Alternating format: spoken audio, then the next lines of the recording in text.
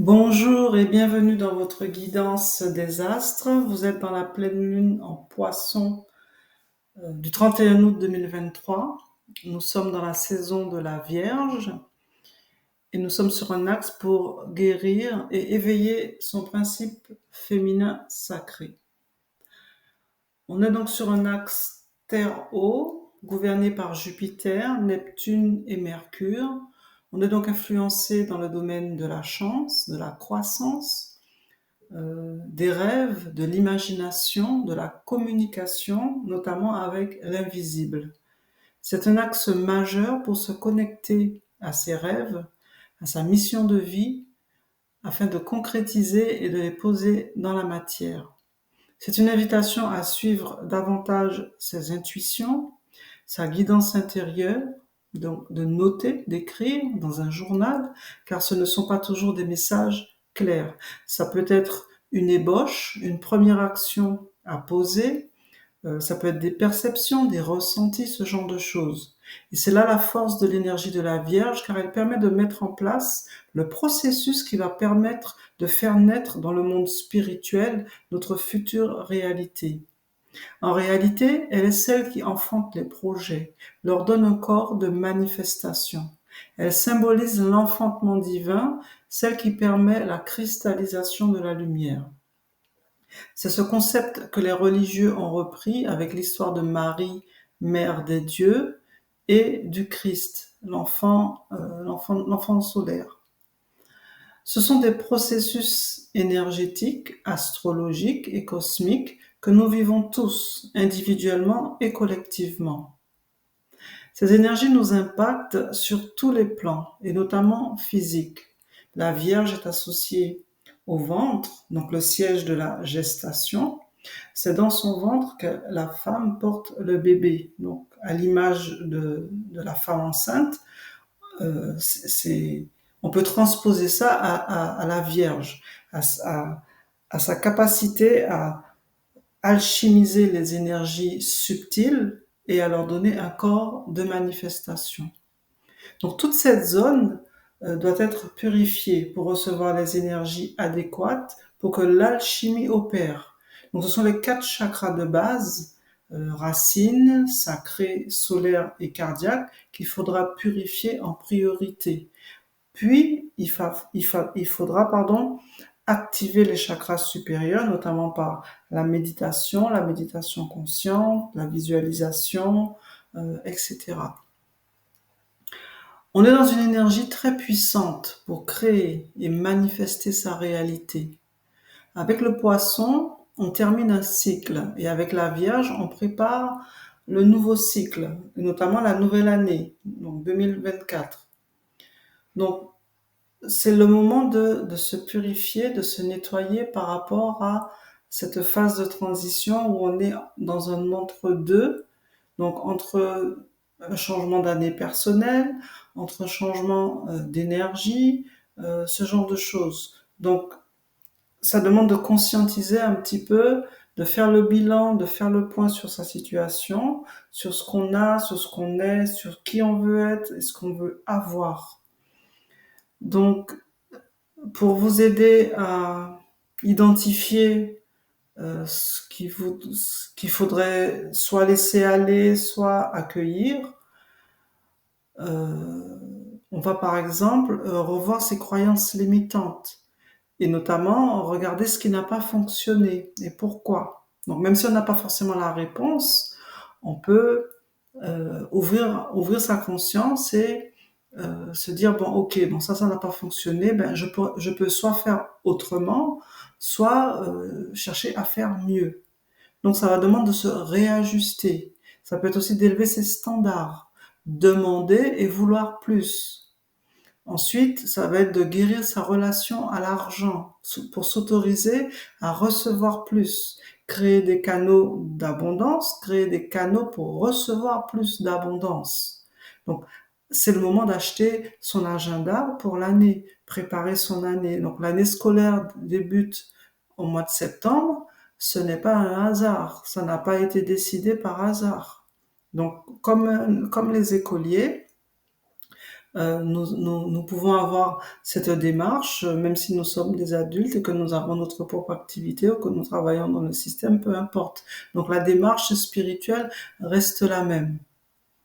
Donc ça peut être aussi de démarrer une nouvelle routine, une routine bien-être, ou d'améliorer celle qui existe déjà.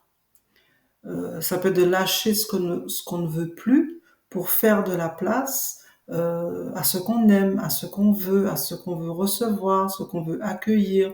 Donc toujours aller vers plus de ce qui m'anime, ce qui me fait vibrer. Il faut aussi accepter de commencer petit. Donc, quand on démarre de nouveau quelque chose, on fait table rase du passé, on part sur un nouveau projet, sur quelque chose. Donc, il faut accepter de commencer petit. Donc, faire quelque chose avec une certaine confiance, une certaine idée de l'étape suivante, de là où on veut aller. Donc, quelque part, c'est conscientiser vraiment le processus. Activer aussi sa magie naturelle, car la Vierge est aussi associée au rythme, au rituel, à la pratique magique. Donc, nous sommes dans une saison de pleine lune, donc nous faisons des rituels, pas pour faire des rituels bizarres, c'est vraiment de poser ses intentions, c'est toujours pour vivre, pour avoir une vie en accord avec les lois et les principes universels, c'est toujours avoir une vie harmonieuse pour soi, pour sa famille, etc. Donc, c'est toujours comment je transforme les énergies pour vivre pleinement ma vie librement dans la joie, le partage, l'abondance, etc. Donc, vraiment intégrer qu'il n'y ait pas de superstition vis-à-vis de ça, parce que le côté opposé de la Vierge, c'est cette forme de paranoïa, cette forme obsessionnelle, ce perfectionnisme à outrance qui peut faire que si elle n'est pas équilibrée dans ses énergies, si elle est connectée à des énergies, si je puis dire, désordonnées, déséquilibrées, donc elle peut perdre son centre et aller dans le côté excessif et négatif. Donc non, un rituel, c'est une routine, tout simplement, une discipline. Une discipline qui nous permet d'engranger de l'énergie, de créer de l'énergie pour atteindre un but précis. Et donc le rituel, ce sont des routines de bien-être, des routines de succès, des routines qui nous permettent d'obtenir un résultat. Donc il faut vraiment le voir dans ce sens. Il faut aussi se libérer des attentes des autres. Donc la Vierge, elle a tendance à prendre trop sur elle. Donc faire la part des choses, ça va être important. Poser des limites saines, savoir dire non va être impératif. À qui devez-vous dire non? Si vous avez envie de dire non depuis un certain temps à une chose ou à une personne et que vous n'y arrivez pas, profitez de cette pleine lune, purifiez-vous, placez vos intentions et ensuite passez à l'action. Et enfin, il s'agira d'être au service de votre mission de vie, et pas uniquement au service des autres. Votre travail ou votre activité doit vous procurer un sentiment de satisfaction, de complétude et de reconnaissance. Sinon, il est temps de changer quelque chose. Pour bénéficier de l'énergie de la pleine lune, il faut savoir ce qu'on veut. Cela commence par ce qu'on ne veut plus. C'est le moment de défaire des croyances limitantes, de couper des liens toxiques, de guérir, de purifier ses chakras et de s'harmoniser. Donc, on purifie ses chakras par l'alimentation, par des pratiques spirituelles, par du yoga, par du qigong, par des techniques de respiration, par de la méditation, par toutes ces choses. Mais c'est aussi de prendre le temps de se poser, de s'interroger, de faire de l'introspection, parce que le signe de la Vierge est aussi un signe qui réfléchit énormément, qui est capable d'aller dans ses profondeurs, pour aller chercher des solutions. Donc, utilisez cette capacité pour savoir ce que vous voulez. Donc, et ce que vous voulez, vous devez en faire des intentions claires et précises. Donc tout ça participe à l'équilibre de vos chakras. Faut pas voir les chakras comme des choses folkloriques, etc. Non, tout ça est concret. Vous êtes de l'énergie en mouvement. Vous êtes un agrégat d'énergie et les chakras, c'est ce qui permet d'organiser vos énergies, qui fait que vous avez une cohérence globale. Donc cet équilibre, elle intervient à différents niveaux et même à tous les niveaux, si je puis dire. Donc, premièrement, il s'agit de se purifier, purifier son lieu de vie, pardon. Commencer par purifier son lieu de vie, son espace de vie, là où vous vous concentrez, là où vous vous ressourcez, là où vous passez le plus de temps. Donc, c'est important. On se débarrasse des vieilles énergies, des vieux vêtements, des vieilles choses. Tout ce qui est cassé, brisé, on les remplace. On fait le tri dans ses papiers, comme la rentrée, justement, c'est pour préparer la nouvelle année. Donc on fait le tri dans ces papiers, dans tout ce qui est administratif, voilà, je cherchais le mot, tout ce qui est juridique, ce genre de choses. On aère sa maison, on renouvelle l'énergie de sa maison, etc. Ensuite, on prend le temps de méditer, d'être, de, de, de prendre le temps de la réflexion, de visualiser ce qu'on veut vivre, ressentir et aussi avoir, posséder. On planifie. En troisième, on planifie. Ça peut se faire par écrit. Ben, idéalement, on travaille par écrit. On écrit. Écrire, l'écriture est un acte magique. Écrire, c'est écrire sa vie. C'est une façon aussi de recevoir de la guidance. On met en place sa discipline, on prépare les choses, on pose la bonne action chaque jour.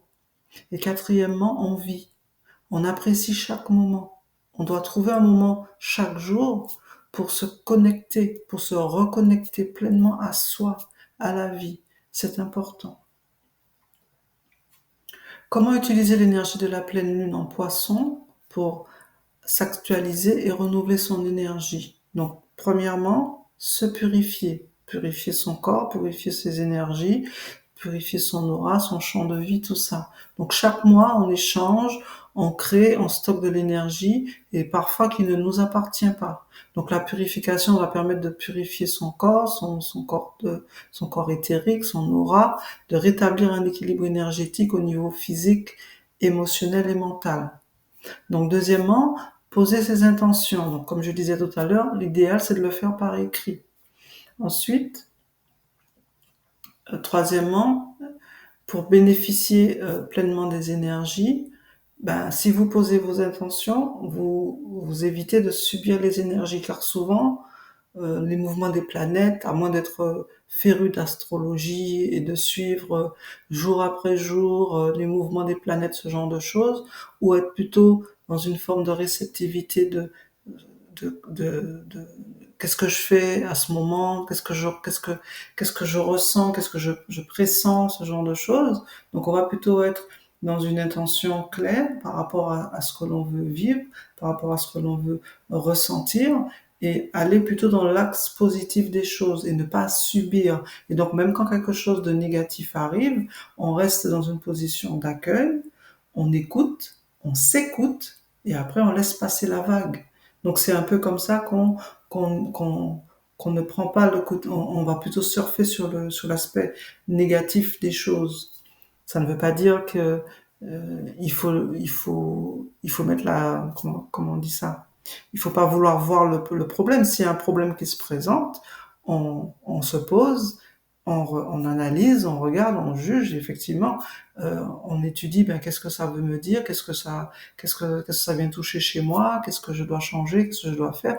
Donc tout blocage pardon qui se manifeste, c'est une occasion d'étudier, d'apprendre et de se réajuster. Donc ça peut être déjà des prises de conscience, c'est déjà bien. Donc c'est une façon de prendre sa vie en main et de ne pas être dépendant non plus des mille et une guidances, etc. Donc je vous donne une orientation pour que vous abordiez les énergies par vous-même. Et enfin, la dernière étape, et non des moindres, c'est de transformer vos intentions en affirmations. Donc moi, je vous donne des mantras. C'est une façon de canaliser son énergie, de canaliser son énergie d'ouvrir son champ de perception et de sortir du mental ego. Car souvent, on est dans des croyances limitantes, on est dans des choses fixes, dans des choses figées, et on ne se rend pas compte que rien que ça nous bloque.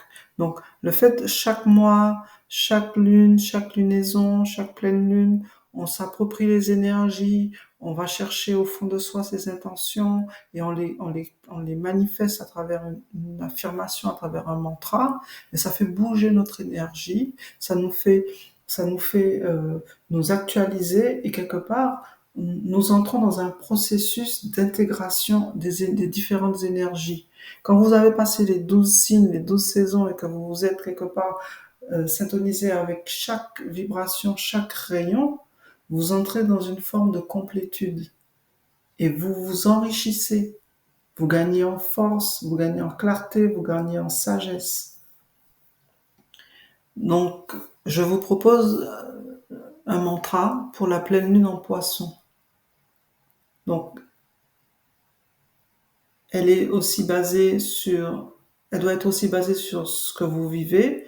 Donc, vous pouvez créer les vôtres ou les adapter à la situation que vous vivez, mais toujours en restant dans l'énergie poisson vierge. Voilà. Donc, je me libère du poids du passé. J'accueille mes émotions et je les transforme en idées concrètes et productives. Je suis à l'écoute de mes intuitions, de ma guidance intérieure. Je visualise ma vie de rêve et j'accepte de vivre le processus, un jour à la fois. Je puise dans ma créativité pour enraciner mes projets dans la matière. Je suis pleinement engagé au service de ma conscience supérieure. Donc voilà pour le mantra de la pleine lune en poisson, pour vous aider à guérir et à éveiller votre principe féminin sacré, c'est-à-dire le principe créateur, le principe animateur, le principe dynamique qui donne vie dans la matière. Donc je vous remercie de votre écoute, je vous souhaite une belle pleine lune en poisson et je vous dis à très bientôt. Merci.